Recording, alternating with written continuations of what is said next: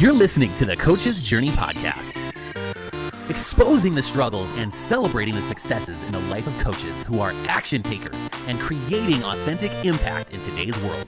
Whether you're just starting out, expanding your reach, or exploding your impact, you're in the right place right now. Stay tuned and be sure to subscribe to this podcast. Now, here are your hosts of the Coach's Journey podcast. What's up, Coaches Nation? It's Dr. Sheri for another episode of our amazing podcast, the Coach's Journey podcast. We're live today with Faisal Ensaun, our co-host, and one of our amazing community members, Alec.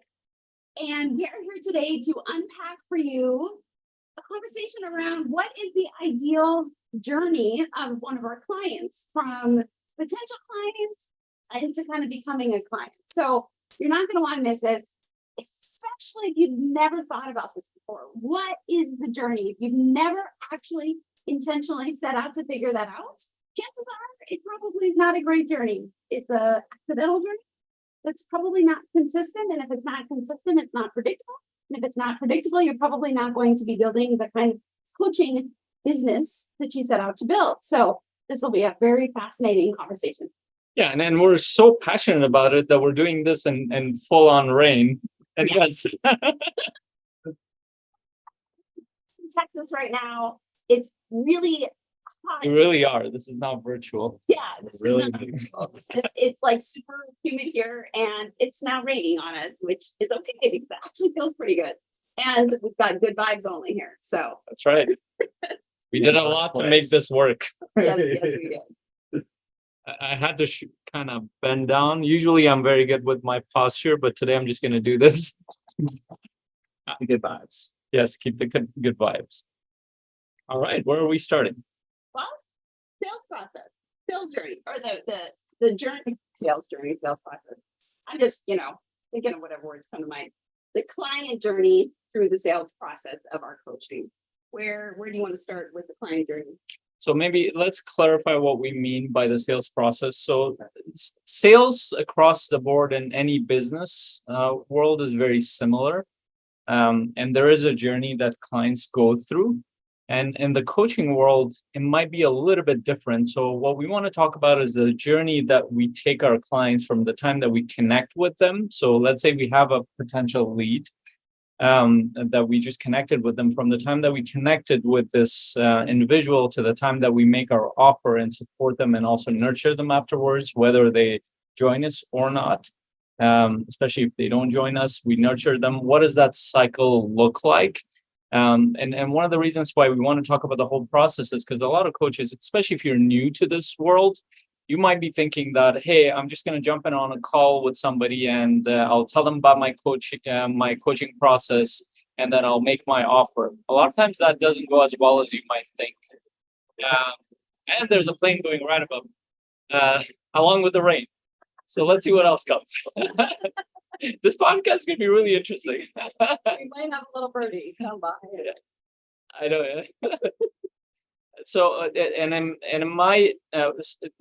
the thing to also keep in mind is that when we're taking somebody through a sales journey, we're actually trying to serve them, whether they join us or not. And that's the frame we want to take. And this is usually, unless you've gone through that process, unless you have perspective and feedback in that process, you wouldn't know what to do with that. And a lot of coaches we've talked to, they struggle with this process because they might either be coming from another frame of a normal sales, like a business sales process that might not be as extended as the coaching sales process, or it might have some things in it that is not working. So we'll talk about what our perspective, each of our perspective is, and we're at different levels of our business. So it's a rich conversation that we're going to have. And also we have a lot of perspective from the rest of our community because we had a similar conversation around this last Thursday. So what you're going to learn today might be what actually increases your conversion rate, maybe by 20, 30, 40, 50%.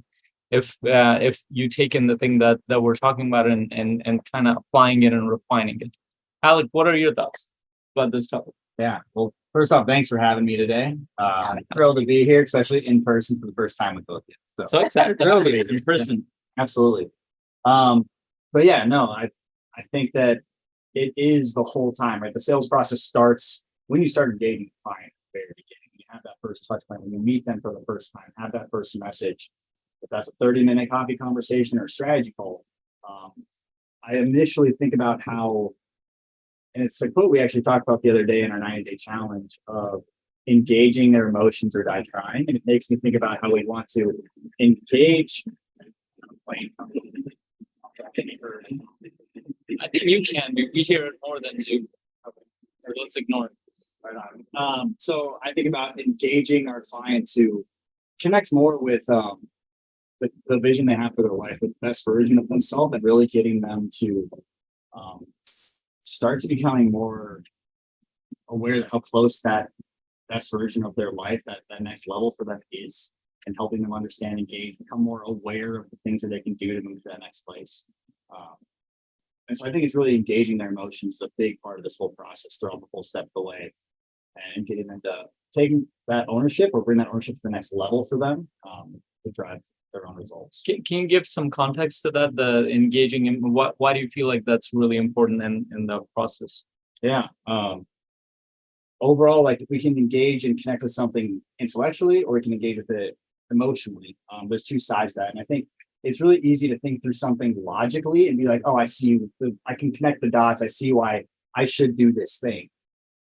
But if we're not bought in emotionally, congruently with our beliefs and who we are, when the push comes up and that moment comes and there's pushback internally, right? When there's something specific that I know I should go and do those extra 3 or 4 calls at the end of my day to move myself forward and my business forward.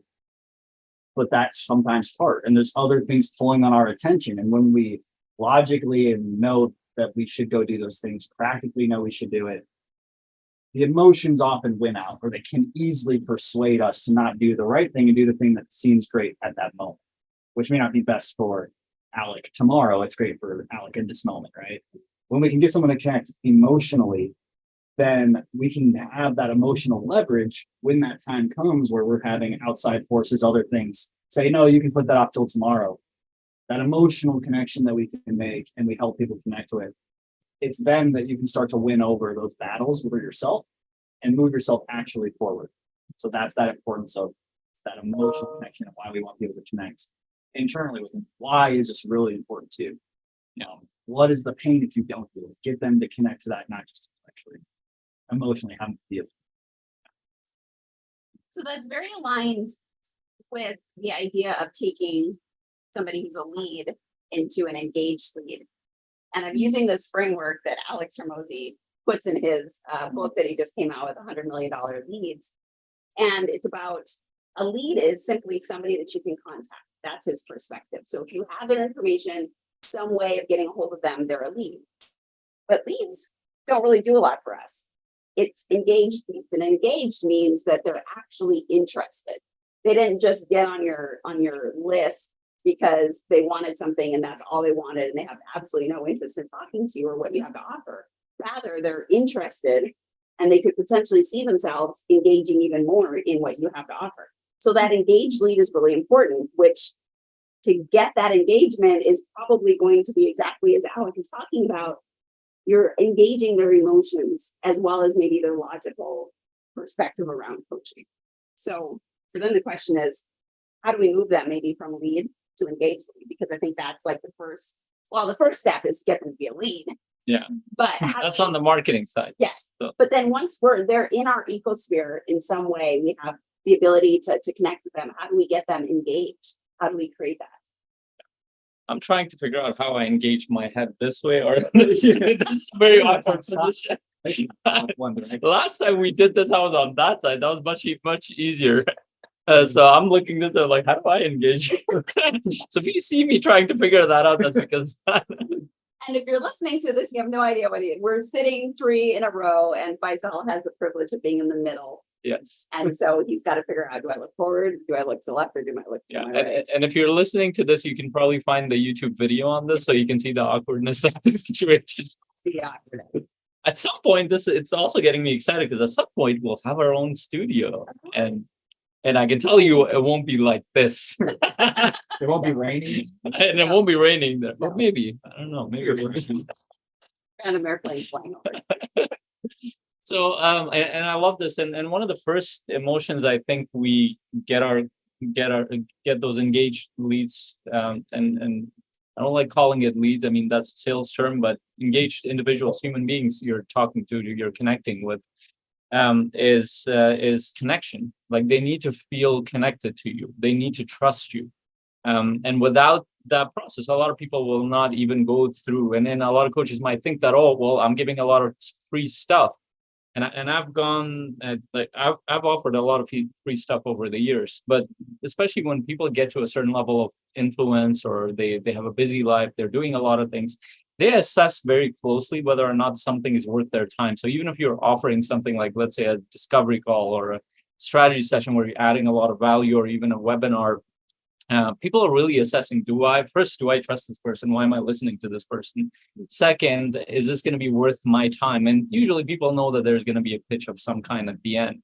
So they're taking that into account. So this is why, starting with your marketing process, this is why putting yourself out there as a coach and really sharing the stories around who you authentically are and connecting with the client matters. But then as soon as they come into the process, what does that look like? How do you connect with them? And for me, especially if somebody comes in through either through referrals or through a cold traffic, which might be that they just found out about me it's not that cold. They found out about me through my podcast or something else. They are coming into my funnel. They went to my website. They booked a call with me. One of the first things they do is they book a 30-minute call with me. And I used to have it in the past where they would go to my page and they would fill out a questionnaire. But questionnaire is very mental. And even though their questions can be really powerful in there, but when it takes a lot of time. So now they're deciding in the questionnaire, do I want to spend about 30 minutes on this questionnaire? So I found that reversing that makes a big difference, that, hey, get on a call with me. They've already seen me to some degree, or they've been referred to me to some degree. And my job on that call is to really just connect with them and help them see that I'm really there to serve and support them, and find out what got them interested on a call like this, and what might be the challenges that they're dealing with, or what might be the growth patterns they want to create in their life or their business, and whether or not we might be a good fit or not. And that might be that is the call where I would offer them, hey, for especially if they haven't gone through a sales coaching process. And would you be open to a longer call, which is a longer coaching process? Now, this is where some coaches might charge for that, and some coaches might offer for free. And we were talking about this before, as maybe you can amplify on that a little bit. Yeah. So it seems like a controversial question. Yeah. Do we give away free coaching, free strategy sessions, or do we make people pay for it? The reason we're in Austin right now is we are going to a coaching conference. So I guarantee, and maybe should we do this kind of a test, and we'll each ask 5 coaches over the next few days. Sure. What's the test? We just ask them, should you charge for all your sessions, or can you? Yeah, we can ask them. Yeah, and just kind of get people's we'll study it, get people's feedback. But it's controversial because on one end of the spectrum, people are like, your services are valuable. Don't undercut yourself. Don't undersell yourself. You know what you're worth. And I don't disagree with those things. At the same time, there's also this perspective that, as you said, people don't know what the heck coaching is. They've heard of it. I literally was at the doctor's the other day, and he asked what I did, and I told him I'm a high performance coach, and he got excited because he does sports medicine, and he was like, oh, what, which kind of athletes do you help? I'm like, no, not that. And so even the kind that think. Right. And so they use their head, not like football with helmets, and but people don't really understand. So there can be a lot of value in being able to nurture somebody that is curious or interested, or that could potentially gain significant value out of your services, but they haven't experienced yet. You don't have their trust, which is a huge important factor for sales. They don't know you, they don't trust you. How are you going to sell them? So I think that's kind of a lens to think through. Now, there is a particular framework around thinking through, do I offer a session or a few sessions for free, or what does that look like? We're not going to unpack that today. We will do a session, or we will do a podcast on that in the near future to kind of think through some questions to ask yourself as you're figuring that out. But that's definitely something that you kind of need to figure out. Do you, don't you, or do you do? What's the framework? What are the boundaries around that? What are your thoughts on it? It's funny. It reminds me of the other day I was at a food court buying lunch. And I bought a sandwich, and as I was walking through the line, the person behind the counter said, "Do you want any chips?" Right? And I was like, "No, I'm not really always a chip guy." So I was like, "No, thanks." And she was like, "Well, hey, here's a free one." Yeah. And I tried it, and it Got was you. it was the best chip. It was the best chip I've had. The seasoning was something else. And as soon as I had that, I was like, "Yes, you got it." And I was like, okay, I'm gonna buy some. I would not have bought them without experiencing first. And so that's what I usually think about. That's why I prefer to get sessions the first one off. So they can experience it. It's try to explain, a game to somebody. It's a whole other thing to play the game, be in it, and see if that's something that you enjoy and that you'll get value out of. Right? Yeah, I love this conversation. So I want to add another element to this. So in this take, I really loved sharing it with Sheri. And there's so many creative ways you can think about this, but for me, a lot of the things that I do, I think of it long term. So everything that I do, I'm thinking of it as at least 5-10 years out. So, but even with the sales process, a lot of times we're thinking, well, I'm giving away a lot of free sessions. So I'm looking at that. We have the term in business LTV, the lifetime value of a client. When you're looking at that, every client, if you've served them well, you might just need to serve 1 or 2 clients really well for you to establish yourself within that network. So for example, if you work with a business owner who's in a specific niche, let's say they're in the real estate, or they're in the construction world, or car dealership, whatever it might be, or the corporate world, let's say an executive you work with. And if you really serve that person, help them at a certain level, wouldn't you think that they would connect you with other people, especially if you have the tools, the awareness to ask them more? So I look at it in that way. I'm not just I'm serving this person for sure. That's the first lens. That's my primary reason. But what else does this mean? I'm also thinking about that this person is connected to multiple other people, and this person is connected to a whole network. And on top of that, if you look at it from a sales process point of view, and this also comes from Alex Hormozi, is that when you're doing sales calls and within the coaching discovery calls is the sales call where either you're making an offer there or the one after.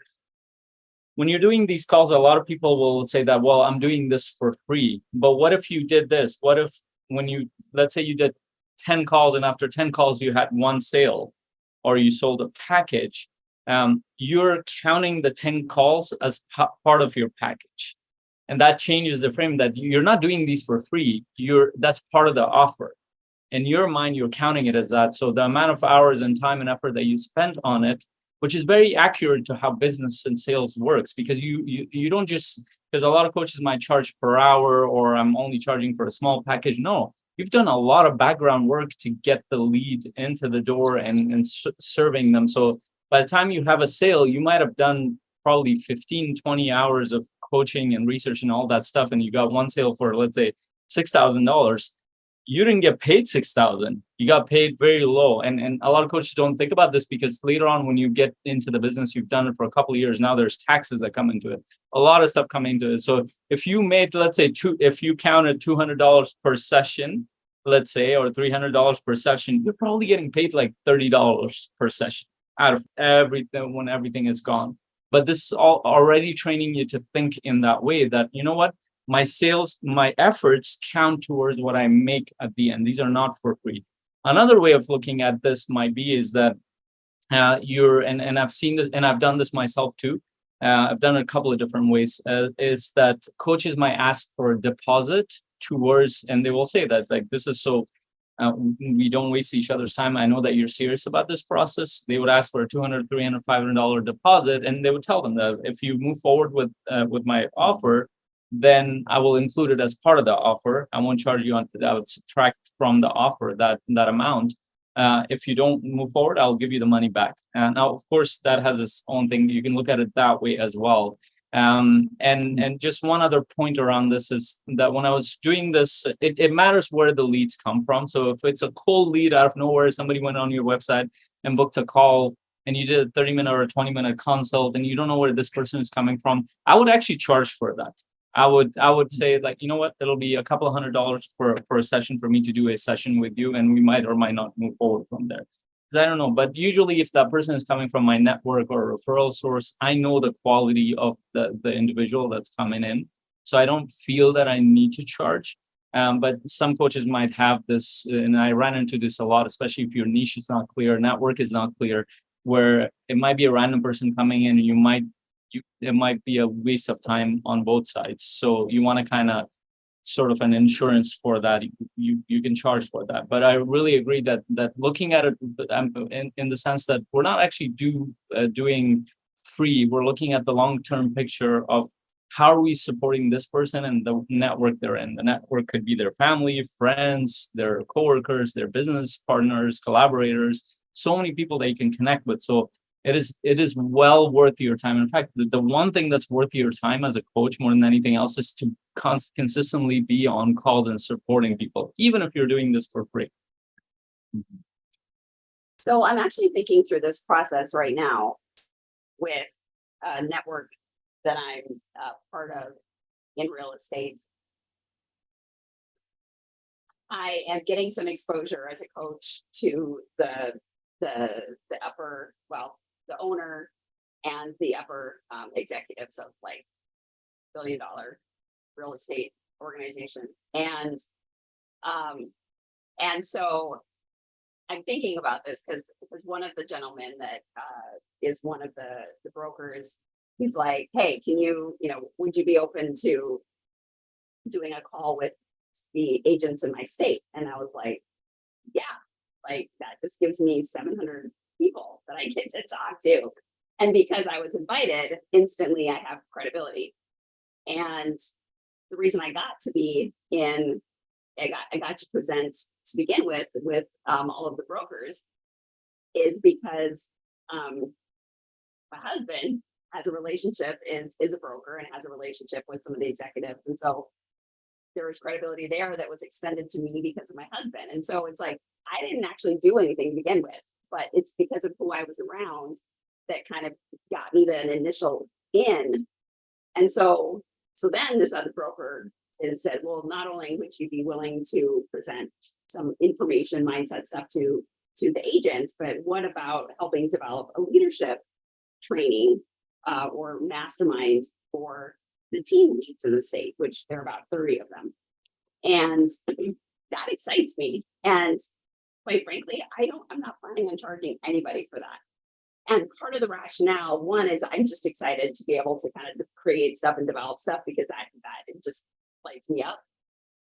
But I'm thinking here I get even more access to all of the leaders in the state to then have influence. So I've got influence with the broker, now I've got influence with the team leads, and so it's just like this trickle effect. I'm like, there are so many opportunities for me to have, to create other things that may pay short term, but also long term, like 5 to 10 years from now, if I serve powerfully in these ways, like there's so many opportunities that creates. So that's something that I'm currently kind of going through and kind of working on developing. Like, how do I serve? What do I do?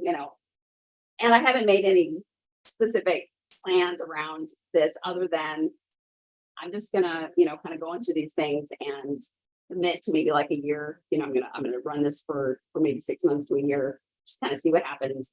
We've always had the perspective of let's try it out. We're testing it out because we don't know what's going to work. We don't know what's not going to work until we do it. So I commit to, testing out some things for a little bit, assess, reassess as needed, and then kind of see where it goes. So having the flexibility for me, having the mindset that it's okay to serve, even if I'm doing it quote unquote for free, because I've got somebody in my life that is a coach that is coaching me on business and frequently reminds me how valuable I am and the information I get. And so I kind of have these two things warring, and I'm trying to like, who's right or who's wrong, or how do they coexist? And I don't think it has to be right or wrong, but it's a coexisting.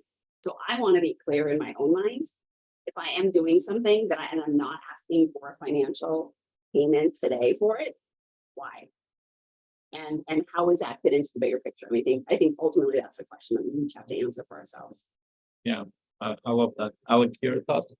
Yeah, I mean, you guys both had some really good incisive points there. It makes me really think about like, one, I guess, is we could probably talk to 1,000 coaches and a lot of them might do one way and charge, another one might not charge. And it just makes me think like there is no, I would say, best way. There's the best way for each of us individually, right? For us as a coach, how we want to be perceived, how we want to organize, have our flow. So really understanding if you do decide one way or the other, just being very clear with why and how does that fit in with your system and processes. And how is that creating the experience for the person you're supporting? And is that experience aligned with how you want to, have your brand, your business, how you want to support them? I wish we had someone here that was like adamantly charged so we could see that perspective. Because I like to think of the quote that we always talk about and serve so powerfully that they remember the conversation the rest of their life. And I think that's why I do love the idea of doing free gifted sessions. If it's showing up knowing that I'm going to serve powerfully, and if I can serve powerfully, if I can engage their emotions, if I can connect with them and they can connect with the work they're doing and they want to keep moving forward. It's an investment of our time. It's an investment of their time. And ultimately, I think it leads to the right relationships, right connections. And when you actually have a client that wants to move forward, that's where our prosperity comes, right? Not in the many sessions we have before that, depending on how people set that up. I don't know exactly how others do that, but those are some of my thoughts around it. Yeah, and there are some missing pieces I'll just cover in here because and we all have kind of like I have my role models and inspiration around this as to why I think a certain way. So and I'll share with you, and you can look them up. Brennan Burchard, Alex Hormozi, Gary Vee, all these guys are fairly big in the coaching and training world. Well, mostly then Brendan's more on the coaching side, but I consider the other two as coaches too because they do that. So all three of them, they have a very their dominant take is that and Gary Vee has a famous, his book is around that jab hook, is that you want to deliver enough value before you offer. And Alex is even more extreme. Is like, and the idea is that you want to give more than ask. And then when you ask, it's usually looked at as a trusting process, especially if you have a lot of value in everything in the process. But Alex is saying that give to the point where the customer asks you, that what are you charging? But there's one of the things, if you're not in the business world, you can really mess this up, really. And I did that a lot. A lot of coaches that get frustrated in this process, and I did that, and I see that over and over. They give a lot of free stuff, but they don't frame it right. And that framing makes the biggest difference, because when you get on a call with somebody, if they have no idea that you're doing this because you have an offer on the other side, if you're not comfortable talking about that, usually people assume that you're doing it because you're a good person. And I would assume that every coach is a good person. So let's put that, we're not saying that you're not. But and if you're not framing it this, and this is one of the things that I talk about, even on the first call that I get on, I'm very direct about this, even on the chat a lot of times. But let's say at the earliest moment, let's say on average on an initial call, I'll literally tell them this is how my process works. I usually make sure that my clients have all the information before they decide to go forward. Even if they've done coaching before, my coaching style might be different, my take might be different. And I don't even know if I can work with you until we do a session where you get the experience of coaching. I wouldn't charge them for that. But I would tell them that at the end of the session, if you got what you needed and that's all you needed right now, you can go with that. That's my gift. I'll give you some more resources. I'll support you however I want, and that'll make me feel good, because I'm not just doing this because I'm in business. I could do a lot of other business. This is intrinsically feels good for me as a coach. But on the other side of it is that if you feel like if you feel like you wanted more of that, then we can have a conversation about that as well. So I do have programs that might support you at group or one-on-one level. We can have a conversation, and I'll even ask them like, "Do you think that's fair?" And they'll be like, "Yeah, of course." And people understand this. But let's say you didn't frame that, and you just two things coaches do, and I did that so many times. The number of people that I coach without them knowing that I coach them, I think outweighs the people that I actually told them that I was coaching them, to be honest. And this is how it would go. I would just jump in and I would but they have no idea what's going on. At the end of it, they're like, "That's incredible. I never thought of that." And I feel like and then they would make changes, and then they would, it was like that, like they will remember that forever, but they had no idea what happened in that. So coaches do that a lot, like initially when you're starting. Are you saying I should tell my husband before I start coaching him? Yes, you should. Even Okay. he, Okay. I'm dead serious. I do that, and at this point, my wife knows when I go into coaching. She's like, "I think you're showing up as a coach." So that's one thing they do. The other side does not know, so they're not asking for permission to coach. They're not kind of creating a line. That's one thing. Second, they're not framing it right. So even if they've told them that, "Hey, let's jump on a coaching call," the other side does not understand that you have a business model, because there could be a variety of reasons you might be doing it. You might be doing it as a volunteer effort. You might be doing this because you want to mentor people, because that's an intrinsic value for you. But if you're clear that you're building a business, as soon as people understand that, they will take it as that. But now imagine this: you did that. By the end of the coaching, this is why coaches feel awkward at the end of it. You get to the end of the coaching call and you're about to go into the offer. First of all, you're already awkward, and then but your awkwardness makes the other side awkward, because you already feel awkward. Like, how do I transition? You didn't frame it right, so it's hard to transition. And so when you're doing that transition, now you're awkward, they're awkward, they don't know how to respond to it because it came out of nowhere. And then coaches are wondering what's happening. So if you can frame it right, you could do 6 free sessions or 1 free session. I'm not recommending this. I'm just sharing the thought process behind it. The client. So let me put it this way, and I like Alex Ramosey's take on this. So if you did 1 or 2 sessions with somebody, if you frame this right, by the second session they'll be like, "What do I pay you to move this forward? Like how does your program?" And I've had this asked for me a lot. Like, how does your program work? Because now there's like they're thinking is like, okay, why is this person still working with me? And they're receiving it very well too, but they're receiving it, then they're feeling like you might not be getting anything on the other side. And humans are reciprocal when it comes to that. The thing I love about this, and there's two particular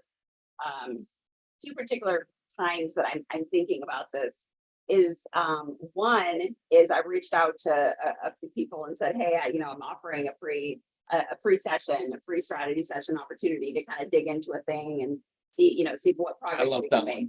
Yeah. And one gentleman messaged me back and he's like, "Well, maybe." And I kind of texted with him or messaged him through this platform a little bit. And he flat out, which I appreciate him saying this, he's like, I don't remember if he said, I don't want coaching, or I couldn't afford it right now or whatever. But I had never said I'm gonna, this is not necessarily a lead in. I mean, as a coach, like if I'm serving him, I would like that to be part of the conversation. But he put it right out there in the front and said, I can't afford coaching. And so he's like, "I don't want to waste your time." But I was coming from this, from a point of service. Like, I want to serve him. And if one session that I gifted to him is what he is willing to accept, then I'm totally fine with that. Because it also gives me an opportunity to serve. It gives me an opportunity to continue to practice. And referrals and continue to practice. I mean, there's like every reason in the world for me. I'm thinking of like why I would love to, have a session with them. And so I messaged him back and I said, "There are absolutely no strings attached." I said, "I promise, I will not. I won't pitch you. I won't try to sell you," because that's what he was afraid of. Is this was just a really long sales pitch. And so I told him, I promise, I'm not going to do any of that stuff. And I won't. I will let him know that if he were ever to be interested in something, I'm here, but I'm going to chase him down.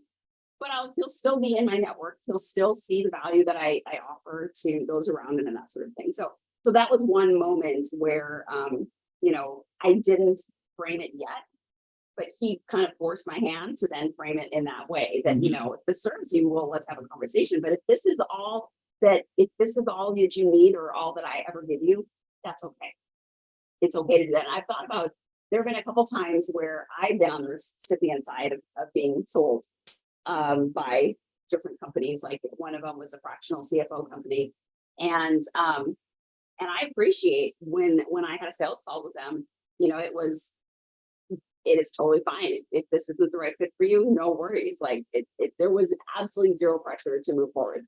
And I appreciated that so much as the potential client. And so I would want to, like, that had an impact on me. And I want to be that way with clients, like absolutely no pressure. I'm literally giving this to you as a gift.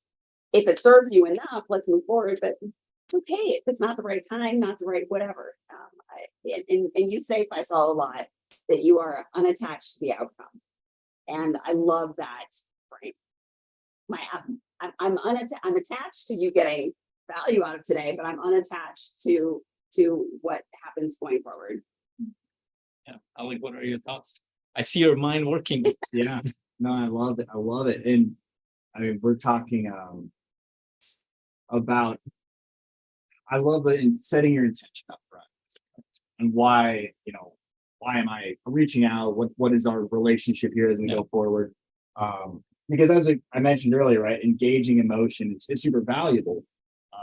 And if we aren't being clear as that conversation goes and we get to the end, we might accidentally be engaging the client to be uncertain about what's going to happen at the end of the call. And now they're disconnecting from the powerful conversation we're trying to have. You just got uncertainty in their life and now they're uncertain. It's that uncertainty of what's going to come later. Are they going to ask me for money? Is it like being really clear up front gets all of that uncertainty out of their head, right? And gets them to be able to focus.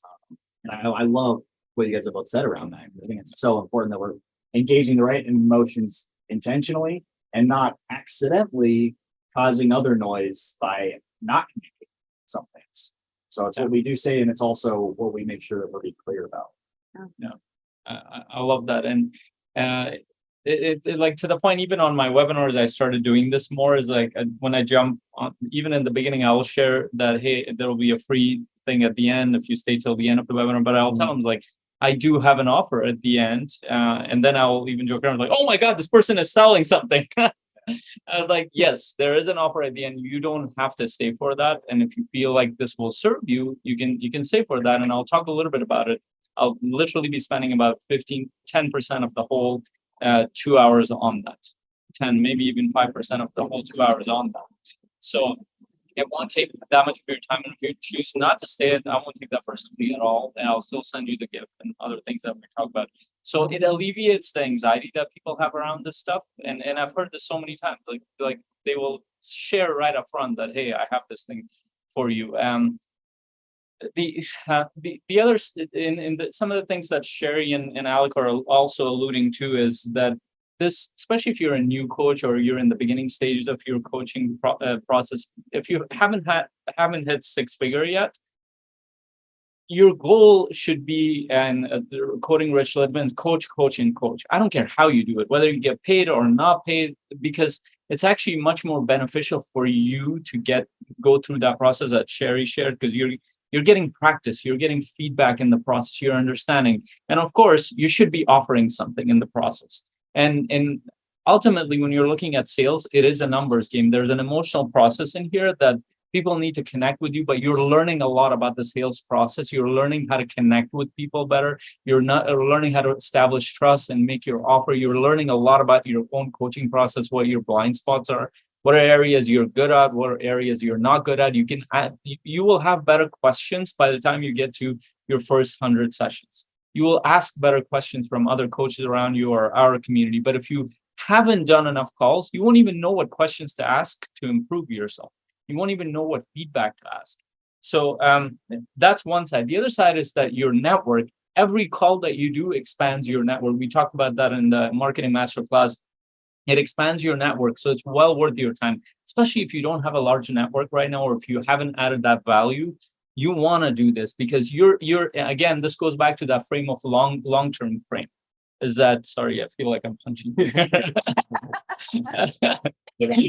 I get so excited, like, and then there's video record of violence that is going live. I can't do anything about it.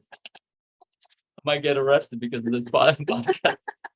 So if you look at it from a long frame, and then it becomes worth it to do things like this. Now, you could charge a nominal fee in this process, and if you can do that, go ahead. But to me, spending, and on average, I've shared this, it takes me about 3 to 4 hours with a specific client to sell a high ticket program around, let's say, $36,000, anywhere from $6,000 to $36,000 from group to one-on-one. I even offered a $46,000 package the other day that's still ongoing, which to me means that, let's say I spent 2 hours, 3 hours with this client or 4 hours with this client, and they sign up for a package for a whole year. I got access to their network. I'm adding value to them. I got access to other things, and I got in the motion, and I'm getting feedback. That is so valuable for me. And I can count it as part of the package that, you know what, and I don't have to tell them that, but for me, I frame it as part of the package. And then, like, this is the offer part. And then maybe we can talk a little bit about let's say somebody says no. What does that mean? And what does the follow-up look like? Because a lot of coaches you will hear just by the nature of this process, most people will not buy from you. It's a very small percentage that will take advantage of your process. That is just normal. That is just the process of business and sales and also the coaching. So most people will say no to you, but no doesn't mean what most coaches think. So what does that no mean, and how do we follow up? How do we nurture these guys as we move forward? Maybe Sheri, you can go through. So that's actually a phrase. And when I first started coaching, sales was not something that I'm used to. And so I really had to wrap my mind around how to not get discouraged. And so I typed out on a sheet of paper and I hung it up, right in front, like up on the wall above my computer screen, some phrases that I needed to remind myself of. And one of the phrases was no just means not now. And so that's what I continue to remind myself of. And not now might mean they don't understand the value right now, or maybe what I have to offer and the way that I work and that sort of thing just isn't the best fit for them right now. And so no means not right now, which means I don't give up on them. I don't just be like, you're dead to me, never talking to you again. That's not the attitude. The attitude, how do I continue to engage, build that relationship, build that trust, build evidence that what I have to offer actually could be life-changing and transformative for them. So that's what I've really had to work hard and intentionally on the last few years. Alec, how about you? What's your take on that? Yeah, my take on it would be, we talked about leading with serving, right? And we're not focusing on the outcome. The other day I was doing a strategy call and a note came up at the end. And it did feel like a not right now from them, almost specifically. And it was pretty much immediately just like, all right, great, no problem. Like, I still would love to, we talked about a lot of things in this call. There's certain actions that, you committed to moving forward on. Like, would you be open to me following up with you in, 3 weeks? And I can check in with you, see how that's going. And maybe we even have another quick call at that time, if anything does come up. And they were like, yeah, that sounds great. Because at the end of the day, like, I do want to support them, make sure they're moving forward. And maybe they don't need the coaching right now, by all means. And so 3 weeks when we follow up, if they are taking great action on everything and they have clear next steps to move forward, awesome. I might even offer them, hey, you might have to follow up another month and, let's check in, see how you're doing. And if action wasn't taken, hey, there's an opportunity to challenge, to have a conversation about, hey, you mentioned, these things are really important to you. What happened between now and then? What got in the way, right? Yeah. And that just creates another conversation. So keeping that door open and knowing that, as a coach, we're here to add value, to move them forward. That doesn't necessarily mean that, the value and support stops just because they're not handing us a paycheck. It does change the relationship with them in a way, change how you're going to move forward. But I still, make sure that we are keeping a pulse on that relationship and supporting them, like at least that I am too. Yeah, I really love that, and so I want to share a couple of stories around that, and then we can talk about like summarize this whole process. One, it was actually I experienced that as a client. So I have a couple of business coaches. One of them I hired at the group level. The other one was one-on-one. I had been working with them for over a year, and our package ended. And we had our last session. And he's a 7-figure coach, and he might even be listening to this because he's in the group. But what ended up happening, and at the end of that call, he had shared it a few sessions before that, and we need to discuss how we might move forward. Because we're at the end of our session, so he did it like 3-4 sessions ahead, which was really good. He framed it, and then we got to the last session. I knew that he was going to offer something, and he knows my situation. I've been working on kind of my expenses have gone up quite a bit, and I need to be a little bit careful. And in fact, he's coached me on that stuff on the business side. So I told him, like, at the end of it, he asked me, he's like, well, what are your thoughts about moving forward at this point? Where do you need support with? So he assumed that I need support with somewhere, which was really good framing. When I told him, like, right now I have a business coach because I hired him for some specific reasons on top of him. And I'm getting a lot of support there, but I do need support in these areas. But I told him that right now I need to track my expenses a little bit more. And I understand this is an investment, but I want to wait a couple of months before I move forward. He was perfectly okay with that. Here's what he did, though, which I really love. Even though I know what he's doing, I really loved it. And he didn't say that on the call, but later on he messaged me. He's like, how about this? What do you think? I still want to just want to make sure I check in with you. We don't have to meet a lot, but I want to meet with you a couple of times in the next 2 months. So twice. And I want you to he specifically focused on areas that I said I need support with. Just send me this thing, and I want to give you feedback on that, and we can work through that. You don't have to pay anything. We don't have to commit to anything. And what are your thoughts? For me, it was a no-brainer. I'm like, sure. And I know what's going to happen after the second one. He's going to offer another package. I know what's happening, and I'm still doing it. Yeah. But I really, it's the most amazing. Even when people know it works. But what I appreciate is that he wants to support me. Now I understand on the other side, he gets to keep a client. Now this is a 7-figure coach. And this is the same thing that somebody like Gary Vee says, that like a lot of people who get to a certain level in business, they're like, oh, I'm at this level, I can't go and do something for another community. And he said that he's like, the reason why I'm where I am, because to this day, even at the level that he gets paid $100,000 to show up on a stage, I think something like that, or maybe more.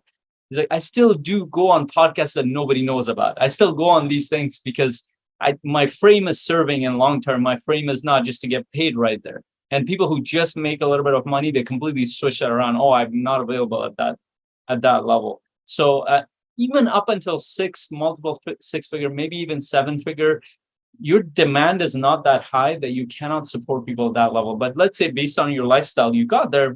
And this is how business works. If your demand is so high that you literally do not have time to work with people, then that's where you will naturally charge. So for example, Brendan Burchard, he usually gets his clients one-on-ones through referral. He will get on a call with them and that's what he's described, 20 minutes. And he'll be like, okay, this will be the package. He doesn't demonstrate anything. He doesn't do anything. They already know his credibility, already know all his work. They know that he works with very high level people. So he just offers it. And I understand that.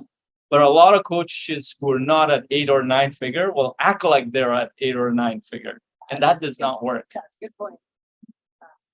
So how do we want to land the plane on the podcast? How do we want to wrap it up? So maybe we can all summarize what our process is from the time, like just 3 minutes from the time that, so we can kind of look at the cycle from the time that you get in contact with the client to the time that you follow up or make the offer. Well, ideally, based on our conversation, what does that look like for you? Yeah. So and all transparency, I'm still perfecting the consistency in it. And also I know there's gaps in what I'm doing. Once they get on my radar, whether it's I've had a conversation and they've opted into an ebook of mine, so I actually have them on my CRM, or whether I just had a conversation with them offline or on some other platform online, I put their name in my CRM. Excuse me. And I try to keep on touching base with them every 2 weeks, depending on, if we're in an active conversation, it will be quicker than that. But if we're not like in an active back and forth, just touch base with them and try to, if it's on Facebook, like what is something that they posted about recently, what is something I can comment on or something to engage them in the conversation, and just keep on doing that. And every kind of now and then, which I don't have like a, 10 things and then, offer a strategy. And I don't have a ratio like that specifically. But just kind of every now and then, kind of when they bring up an issue or I recognize there's something there, hey, I would love to support you on that. Would you be open to a conversation about that, open to a coaching call about that? So again, it's for me, like where I'm at, I'm happy that I'm here because I was so inconsistent for so long. But there's still a lot of progress I have to make in improving and refining my system. And so after you jump on the strategy session or discovery call, let's say if they say yes or they say no, how does that? So typically, I do a strategy session, and if it serves them and they're interested in the conversation about an offer, I have been finding I do a separate 30-minute call about that. And then between my strategy session and that 30-minute offer call, I send them a summary. I use ChatGPT or a different AI program. I put the transcript in and I give them a summary of the key points, takeaways, and I give them something meaningful and kind of tangible, electronic and tangible, to do over between that time. And so then I follow up with them. And if they say yes, then boom, credit card number, please. But if they say no, then I continue to reach out and continue to support them. And kind of put them back in the pipeline of touching base and seeing where they're at and how I can essentially support them. Awesome. I love that. Ooh, did the electricity go out? No, it looks like it's good. That would have been good if we had that turned off. I can hear myself, but Alex, so is your process similar? Or are there any differences there? Yeah, similar to Sheri's, more or less. It's making that connection, and I like to invite to a 30-minute call before the strategy call, where it's understanding, what experience do they have with coaching, if any, understanding expectations, understanding, what we can expect. Sharing a little bit about my journey, why coaching is important to me, and understanding what they're looking to get out of, a conversation. Does it make sense for us to have another conversation? And then going into the strategy call, assuming that, that makes sense and they're interested. I also have a questionnaire that I like to also give to them between the 30-minute admin questionnaire they can fill out. Then upon filling that out, then we set up the strategy call. That's something that I recently started playing with. I actually didn't have that questionnaire until recently. And the few people that I've worked with on that by saying, hey, I have a questionnaire if you want to fill this out first, I've had a lot of excitement around that. And so that's something I'm trying now. But then into the strategy session, same with Sheri. I do pay attention to, does it make sense? Are they excited? Are they engaged? Do I feel like there's a high interest? If so, I would do the actual offer then. Otherwise, I do look for, hey, maybe it'd be good to follow up in a month's time, let them integrate some of these things, or 2 weeks, whatever that looks like, integrate some of the lessons, learn, then follow up and have that conversation at a later time, 30-minute call later. And then, if they say yes, great, we're going. And if it's a no, then it goes into the follow-up process that I kind of mentioned a little bit earlier. And if they weren't interested in a strategy call or getting a coffee call at the very beginning of the process, they go into a 3-week follow-up time. So in 3 weeks, I'll follow up, retouch base, see if I can support them. And then that's 3 weeks again if they're not interested, and just keeping a pulse on that. We're getting rained out here, so we're going to wrap this up. Yeah. I mean, we could talk about this forever, but can I just share a couple of things in there? Yes. We said we were gonna sit here and rain, whether it rains or not. So the damage. So just a couple of things in that. Like my process is very similar to what Alec and Sheri described. So there's a questionnaire, there's a meeting, short meeting, questionnaire, a discovery or strategy call, and then there's a follow-up call for making the offer. But between the follow-up call for the offer and discovery call, I do send them out the resources and testimonials. And this, we didn't talk about testimonials, but one of your job as a coach is that whether you're starting out or you've been doing it for a while, to collect testimonials, collect case studies, create a page for that, because ultimately people want to see whether or not you've served other people rather than you telling them that you've served other people. That is more useful. And then having, and over time, as you do this enough, that follow-up that we're talking about, if it's a no, Alex shared as 3 weeks, then 3 months, and something like that. But in the middle, as you're building your process, you're building more content for them. This is why putting yourself out there, having a podcast or having some kind of content process, that they're actually getting support from you, even if you're not personally reaching out to them. That makes a huge difference. But if you don't have that, that's okay. You can reach out to them 2 weeks out, 3 weeks out, which also talks about the necessity that you need to have some kind of tracking system or a CRM or Excel sheet that you know what was the last conversation, what happened. So keep that. There's so much to talk about here, but I think it gives you a basic foundation here. And we'd love to hear your thoughts around this, whether you're listening to this on the podcast or YouTube or Facebook group live right now. Please share your thoughts around this. What is your sales process, so we can learn from you as well? You might have a completely different process, or you have a different take on it that's more creative, that we can learn from. So please share that. And also make sure you share this with other coaches, because a lot of coaches struggle with this process. And also, if you're listening to this on Facebook Live, we have a masterclass coming up on the sales process, which is going to be on Monday, September 18th at 1 p.m. Eastern. It's going to be this coming Monday. Please join us. If you don't have the link for that to register yet, type #sales. And we'd love to have you join us, because there's a lot in here. We'll share the whole framework with you, and there'll be other coaches in there. You're going to get feedback from a lot of people, and this is the whole point of this community, is to get that feedback from multiple different sources, because so you're not just learning from your experience and mistakes and wins, but also from a bunch of other people. That's how we accelerate this process. Until Monday, hope you all have an incredible week, and we'll talk soon. Bye. See ya. Take care, y'all. Bye. You're listening to the Coach's Journey podcast.